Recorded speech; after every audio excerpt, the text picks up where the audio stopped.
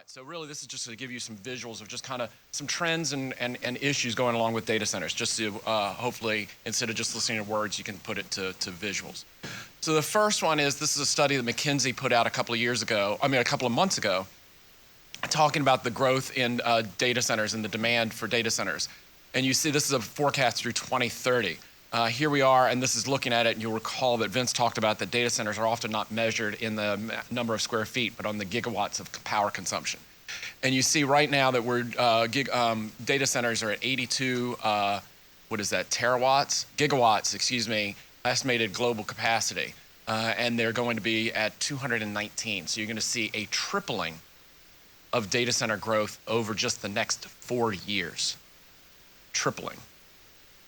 The amount of spending that's expected in data centers, and this is 3 scenarios that McKinsey looked at. They had an accelerated, meaning a most aggressive scenario, a continuing the momentum that we're already at, or a constrained momentum, meaning there was some sort of shock to the system. So you would expect that the amount of spending on data centers and the power that would provide it is anywhere from $3.7 trillion globally to $7.9 trillion globally. Just to let you know the magnitude of what we're talking about here.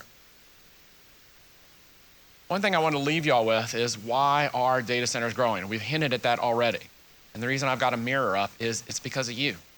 Not you specifically, but data centers aren't being built just on a wing and a prayer and because people are hoping that it will be used. It's being used. How many of you checked your phone in the last 5 minutes? Probably everybody. So, and probably a lot of you right now because you're sick of listening to this guy, Chris Lloyd. But it's being driven by you. And here's a couple of statistics I've pulled. This is, Vince had a figure of 21 connected devices. I'd found 16. Every day, Netflix users stream 203 million hours of content. Every day, 203 million hours of content. 98% of Americans have a smartphone. Google Maps people use 269 minutes per day, per month, every person in this country. Google Maps receives, you see, a remarkable 200 contributions per second, meaning 200 million pieces of data from users every day to keep those maps correct. Banking is now digital, with now 77 to 85% of Americans banking online, at least partially. And travel bookings now, 70 to 74% of all travel bookings are done online. That's what's driving the demand here. Now again, we've all talked about some of the opposition, and this was an editorial cartoon in the Richmond paper a couple of weeks ago. You see it's the multi-headed Godzilla beast that's the AI data center with water in one hand, and we're taking all the energy in one side and stealing farmland, and you've got the guy it's Godzilla, and the guy behind him says, I'll ask ChatGPT how to get away from this. And that's kind of the hypocrisy of some of the issues that's going on with data centers. And I've started to collect some of these great stories of the opposition to data centers. And this one's going to be a little hard to read, but this was a Facebook exchange that I'd found on one website, where it's these 2 women going back and forth regarding the health effects of data centers, that they cause cancer, they're causing respiratory diseases and autism. They're just like 5G towers, and you can't sleep with them because of the noise that's being created. Wind turbines are killing wildlife. The other lady responds, then she goes, oh, California's terrible. It's run over by illegal immigrants. You're causing fires, data centers, we can't trust anybody, et cetera, et cetera. So it's this group of skepticism that's out there. Ohio's been a big place that's been controversial for data centers. This was a headline from the Columbus newspaper. Again, supports a report that supposedly links data centers to rare cancers. And that is out there. You're seeing an alliance of environmental justice groups and climate activists have realized or have decided that data centers are the enemy. And they're showing up and protesting a lot of the data center growth. This was the Washington Post story. The data center rebellion is here, and it's reshaping the political landscape. Power prices in data centers will be the main election issue this year. We've got 36 states with gubernatorial races. We've got the midterm elections in Congress. And data centers and electricity usage and the climate impacts of those are the biggest issue that's going to be talked about. And what's now happening is the activists have, because President Trump has been very pro data centers and pro AI, is now that the anti-Trump factor has said, oh, well, if Trump likes data centers, then we shouldn't. And so it's just this very interesting political dynamic out there. This is a picture from one of the stories, and this is a guy who's opposed to some of the rezonings for data centers. And I love the poster that talks about Jesus was born on ag land. The last time I checked, Jesus was born in Bethlehem, not on ag land, but the point was still made there. Again, I talk about what the White House is doing with regards to trying to promote additional data center growth. And that is also drawing just anybody. If you hate Trump, then you got to be now opposed to data centers. It's just part of the narrative that's out there. This is a data center public hearing in Tucson, Arizona, where now data centers are being equated with the way that we're chasing down illegal immigrants in this country.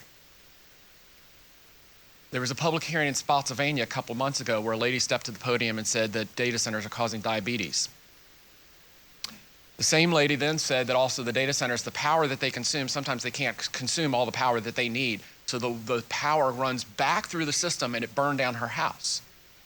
These are the kind of claims, and you are going to, those of you who go to these public hearings, you're going to hear this stuff. And unfortunately, a lot of it goes unchallenged.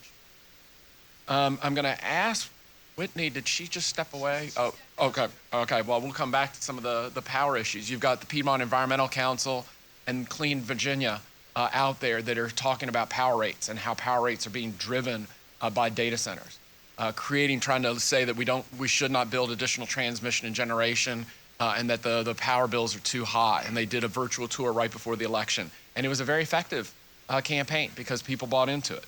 Now, if you look at the facts, and this was from the Washington Post just a couple of weeks ago, where it showed the inflation-adjusted change in electricity prices.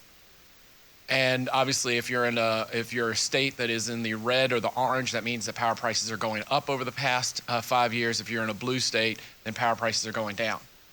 Last time I checked, there weren't a lot of data centers in Maine with people using duck boots. And you see they have the highest power rates in the country. But you look at where the power rates are actually lower or not going up as much as the inflation rate is, it's actually a lot of the places where there are a lot of data centers. Virginia, Ohio, Texas, Georgia. This is the Washington Post that came out with this analysis. So the myth that power consumption, our power rates are being driven by data centers is truly a myth. And when Whitney comes back in here, I'm going to call her back up to talk a little bit about that. These are the actual figures. I was calling them off memory earlier regarding water consumption to just put it into context. So I was off by a couple orders of magnitude, but just bear with me. So agriculture, this is according to the USDA, uses 24.6 trillion gallons of water each year in the United States.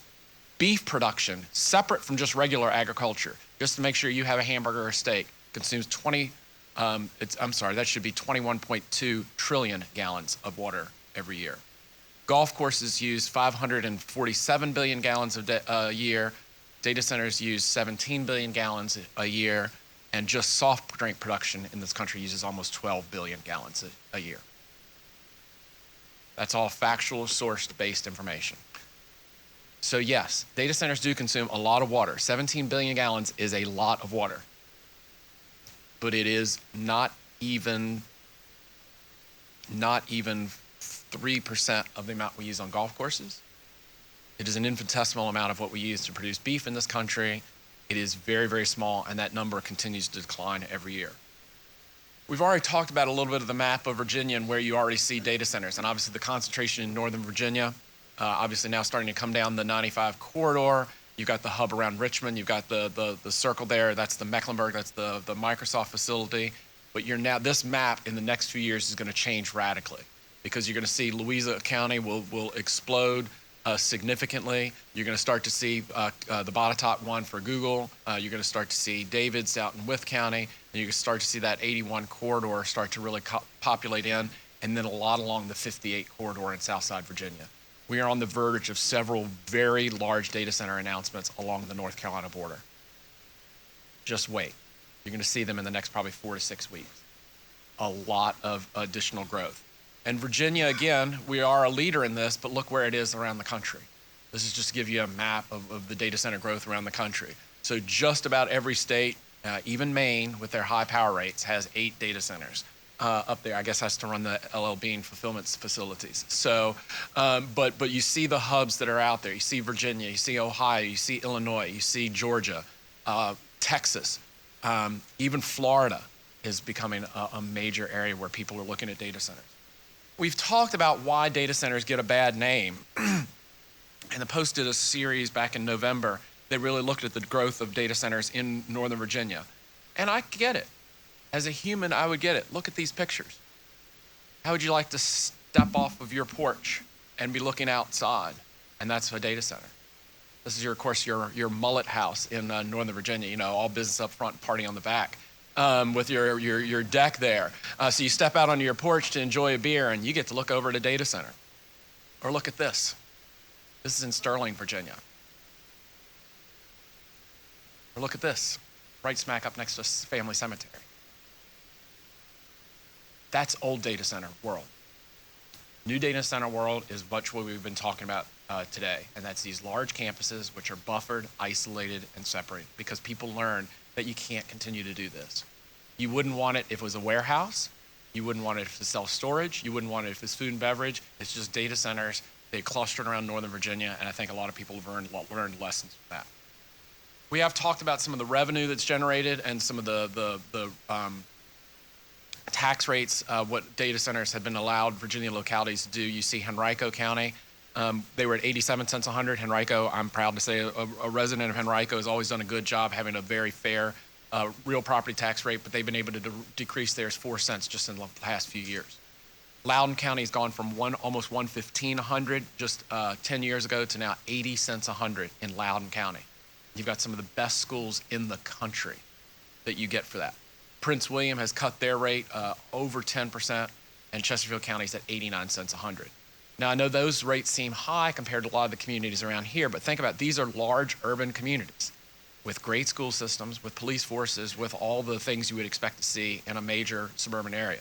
And the idea that you were able to use the data center revenue from a lot of these projects to keep those tax rates low has been very good.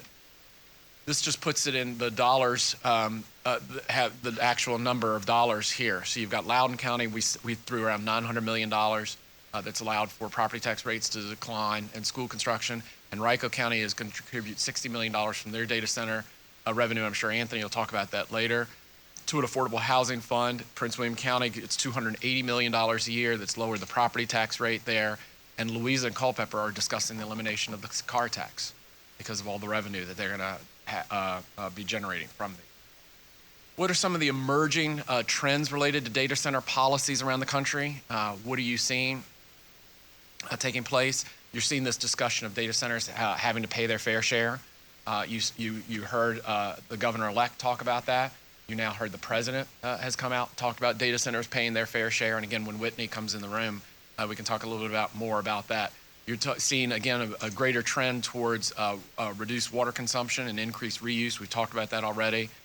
Tying, you're going to see changes to the incentives that are out there for promoting data centers. You're going to probably see some tie between using those incentives and achieving some greater energy efficiency and other environmental goals. And you're going to probably see, even though it is desirable to have by right zoning, and we talked about that earlier, you're going to probably see more communities moving towards not having it by right, but having an official process that you have to go through for data centers. So what should we be, y'all as a region, be thinking about with regards to how you want to think about data centers in your community? The first and foremost is the land use side of it. And that is, how do you make sure you see this is a large data center campus, and look at all the buffers that are around that. Are there standards that this community wants to think about with regards to how they're placed? You're seeing smart communities adopting data center comprehensive plan amendments that specifically lay out the rules of the game, that if you want to be in this community, here are the rules you need to play by. And that does not necessarily scare off data center developers or people like Track that Matt Conrad was here earlier today. They would rather know the rules of the road up front than to go in flying blind and everybody's making it up along the way. That's what smart communities are doing. What smart communities are doing is they're assessing their infrastructure to determine what they can and cannot support with regards to this, and they're making upgrades as necessary. You're even seeing communities, Newport News identified 12 sites around the community where they said we will allow development to happen in these facilities. So they're sending signals to the marketplace. Here are sites that are underutilized, either in public ownership, they're in private hands, whatever, they're underutilized. We think there's a major development opportunity. That is what this region can do, is go out and be proactive and have that community dialogue about where you want these or where you will allow them to happen, and then deal with the infrastructure side of it and deal with the finance side and the tax side of it and the workforce side of it. But sending those signals, if you are serious about welcoming them to this community, sending those signals is going to be so absolutely important. So those some of the final points I want to make, just some strategies for success. I think we've talked about this, and we'll certainly talk about it in the last panel, is the importance of education. And that's what this panel or this discussion is about all today. What you may want to do, and this would be a good task for the Regional Alliance, is go out and do some polling of community sentiment and messaging regarding data centers and economic growth. We do a lot of polling as a firm and a lot around data centers. And what you find is that if you explain to people, and these are scientific polls, you explain to people that data centers provide a certain amount of revenue and that they allow public services, the support for data centers is actually very, very high. Or the support for any sort of economic development is actually high. When I say high, I mean 60, 70% high. And you've got a poll that you can put in front of an elected official and say, we've polled your constituents and this is what they really feel. Don't listen to what Facebook is saying. This is what they really think. It may be worth making that investment to see what people really think and what messages move public opinion in this community. Again, thoughtfully plan where you want development to occur or not occur within the community. Examine your regulatory, permitting, and tax policies that are going to impact data center development, and do something that is custom tailored to the needs of this community. Identify, if you are going to get data centers, identify now what you're going to do with that revenue. Are we going to put it into school construction? Are we going to put it into community college training? Are we going to put it into affordable housing? Are we going to put it into parks and outdoor recreation? So that people just don't think, oh, this windfall is going to come, but they know that they're going to get other benefits from it. Or we're going to lower the property tax rate. That's the sort of community dialogue that needs to be held if you're going to think about this. Proactively identify and secure utility right-of-way so that you can serve these facilities, and then go ahead and look at some of your noise ordinances and sustainability goals, whether those are things you want to impose upon data center developers if they are to come. So that's all that I had quickly before we move to the next panel and wrap this up, but just wanted to leave you all with some of those thoughts of what we're seeing with best practices around the country. Thank you. Yeah, I was going to ask.